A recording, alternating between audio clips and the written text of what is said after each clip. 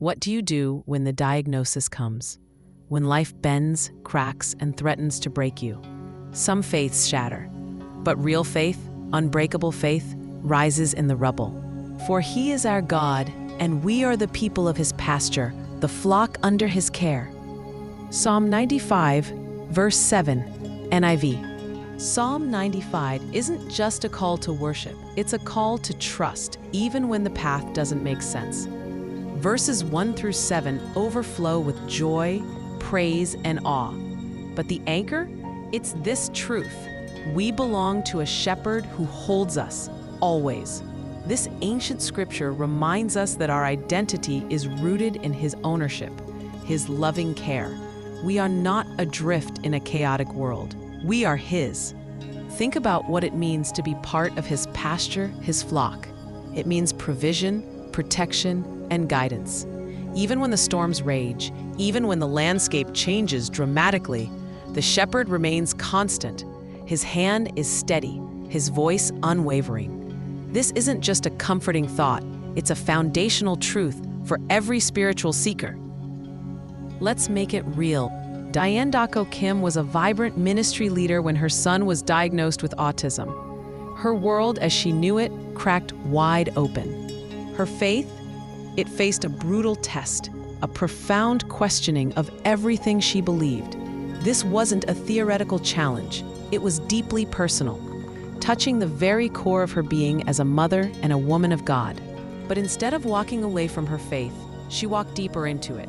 She wrestled with the raw, honest questions that many of us silently wonder in our darkest hours.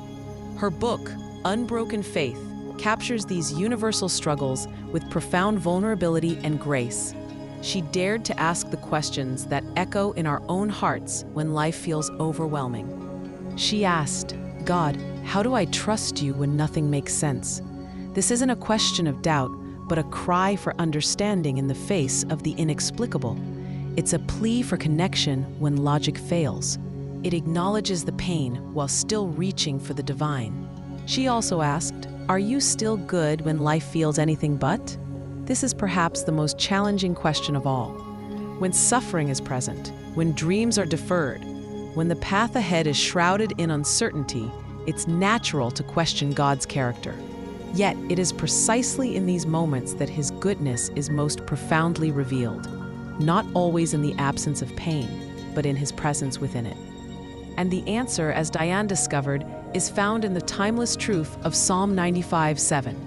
You are still his. He still cares. His goodness is not contingent on our circumstances. His love does not waver with our pain.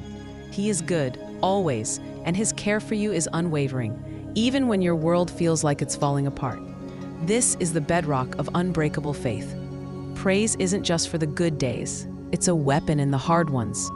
Worship reminds you who God is, not just what you want him to do. It shifts your focus from your problem to his power. Psalm 95 calls us the sheep of his pasture. You don't have to see the path. Just stay close to the one guiding you. Trust his leading, even when the way is unclear. His grip is secure. Faith doesn't always fix your situation in the way you expect. Sometimes the breakthrough is peace in the middle of pain. It's finding strength to endure and joy in his presence, regardless of external circumstances. Unbreakable faith isn't perfect faith. It's persistent faith, the kind that says, even if, I will still trust you. It's the quiet resolve to lean into God's embrace when everything else is crumbling. Are you holding on to shattered dreams, diagnoses, silent disappointments? Today, trade your brokenness for his strength. He is still your shepherd, and you are still his. Comment, I belong to him, if you're holding on to unbreakable faith. Grab Dianne Dokko Kim's Unbroken Faith and see what grace looks like in the raw. Subscribe and share this with someone walking through a storm.